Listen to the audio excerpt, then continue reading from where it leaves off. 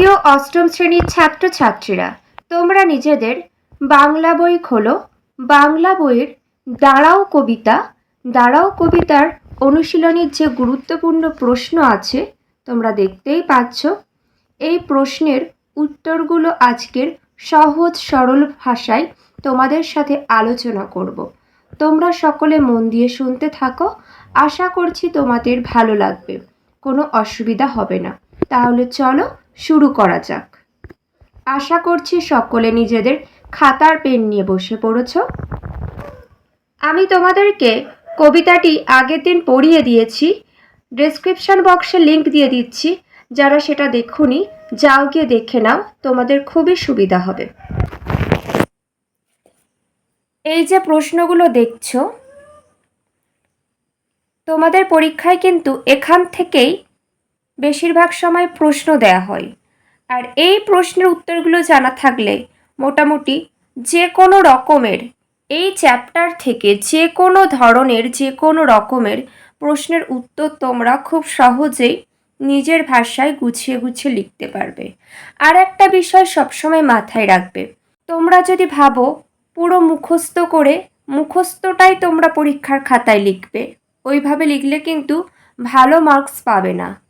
তোমরা নিজের ভাষায় সুন্দরভাবে গুছিয়ে লেখার চেষ্টা করবে, দেখবে তোমাদের শিক্ষকরা তোমাদেরকে ভালো নম্বর দিচ্ছে।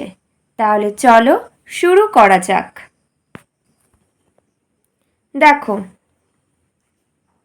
একের দাগে, শক্তি চট্টোপাধ্যায় কোথায় জন্মগ্রহণ করেছিলেন?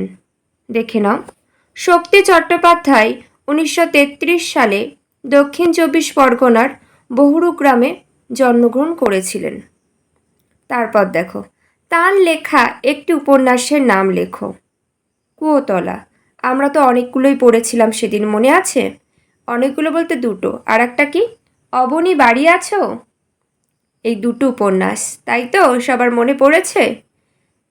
পরেরটা দেখো, মত শব্দ ব্যবহার করা হয় কখন? আচ্ছা, এই দুটো প্রশ্ন কবি পরিচিতি থেকে করা হয়েছে। এবার যাচ্ছি কবিতা থেকে যে সমস্ত প্রশ্ন পরীক্ষায় দেওয়া হয় সেই সকল প্রশ্নের উত্তর আমরা সলভ করব। দেখো, মত শব্দ ব্যবহার করা হয় কখন? তোমার যুক্তির পক্ষে দুটি উদাহরণ দাও। কবিতাটা পড়তে হবে, পড়ে বিষয়বস্তু বুঝতে হবে। আর কবিতার বিষয়বস্তু যাবতীয় কিছু আমি সহজ সরল ভাষায় ব্যক্ত করে দিয়েছি। ভালো করে মন দিয়ে পড়া বুঝে তারপরে এই প্রশ্নের অ্যান্সারগুলো করবে বা কোনো রেফারেন্স বই পড়বে, দেখবে অনেক সলভ হয়ে যাচ্ছে, তোমরা নিজে থেকে অনেকটা পাচ্ছ। দেখো, আর মনে রাখবে তোমরা কিন্তু এখন ছোট নও, ক্লাস 8-এ উঠে গেছো, সুতরাং নিজে থেকে নিজেদের ক্রিয়েটিভিটি দেখাতেই হবে। উত্তর দেখে নাও। মত শব্দ ব্যবহার করা হয় কখন? তোমার যুক্তির পক্ষে দুটি উদাহরণ দাও। কোনো কিছুর সঙ্গে যখন কোনো কিছুর তুলনা করা হয় তখনই কি মত শব্দটি ব্যবহার করা হয়? দেখো, যেমন ফুলের সৌন্দর্য ও সতেজতার সঙ্গে শিশু বা কিশোরদের তুলনা করা হয়, ফুলের মতো শিশু। কবিতায় বা গানে এই ধরনের তুলনা বেশি দেখা যায়। উদাহরণ হিসাবে আমরা সুকান্ত ভট্টাচার্যের রানার কবিতায় রানার আর হরিণের ছোটার তুলনা করে কবিকে লিখতে দেখি। কেমন করে রানার সবেগে হরিণের মতো যায়। দেখো পরবর্তী প্রশ্ন, পাখির মতো পাশে দাঁড়াতে বলেছেন কেন? দেখো, পাখির উড়ে চলা এবং তার আচরণের মধ্যে যে স্বাধীন সত্তার প্রতি ইঙ্গিত আছে, সেই স্বাধীনতাই প্রয়োজন অতি দুঃখিত নিপীড়িত মানুষের। তাই পাখির মতো দুঃসময় থেকে মুক্তির আশ্বাস নিয়ে মানুষের পাশে দাঁড়ানোর কথা বলেছেন। পরবর্তী প্রশ্ন, মানুষই ভাত পাচ্ছে, কবি একথা কেন বলেছেন? মানুষ শব্দের সঙ্গে হস্যই ধ্বনি যোগ করেছেন কেন? তোমার কি মনে হয়? আমরা সবাই জানি এই পৃথিবীতে যাবতীয় দুঃখ কষ্ট ব্যথা যন্ত্রণা কারা কাদের দেয়? মানুষই মানুষকে দেয়। তুমি যদি কখনো কোনো কুকুর পোষো, সেই কুকুর কিন্তু তোমাকে দুঃখ কষ্ট দেবে না, তোমার অনেক উপকার করবে। কিন্তু মানুষ যাদের তুমি বেশি ভালোবাসবে, যাদের জন্য তোমরা করবে অনেক কিছু, তারাই তোমাদের দুঃখ কষ্ট দেবে।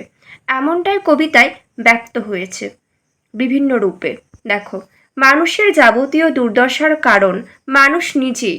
প্রকৃতির বিরূপতাকে মানুষ এড়িয়ে যেতে পারে, কিন্তু মানুষের তৈরি হিংসা, লোভ, লালসার হাত থেকে মানুষ বাঁচতে পারে না।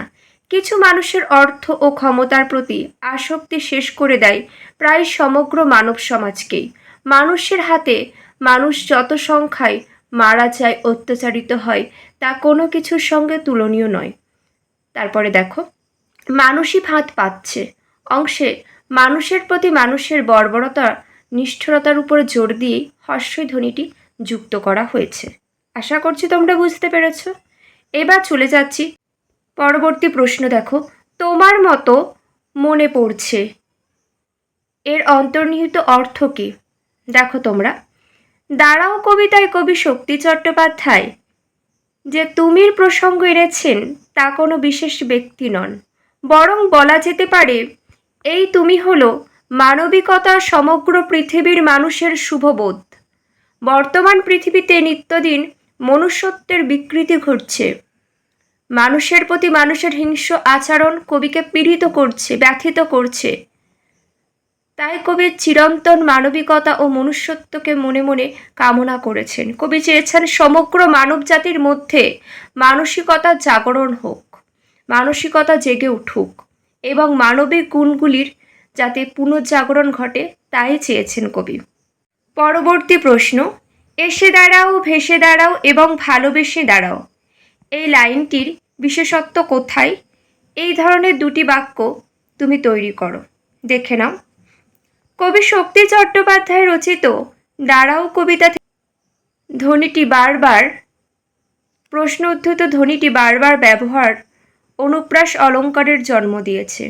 এছাড়াও সমাপিকা ক্রিয়া দাঁড়াও শব্দটি 3 বার ব্যবহার কাব্যগুণে সমৃদ্ধ করে তুলেছে। এরকম দুটি বাক্য হলো, দেখো, এদেশে ভালোবেসে জাতি ধর্ম নির্বিশেষে সকলে এসে মেশে, ভালোকে চাই, মন্দকে চাই এবং তোমাকে চাই। প্রিয় ছাত্রছাত্রীরা, কারোর কোনো জিজ্ঞাসা থাকলে অবশ্যই কমেন্ট করো। আজ এখানেই শেষ করলাম, আবার দেখা হবে। চলো, টাটা, বাই।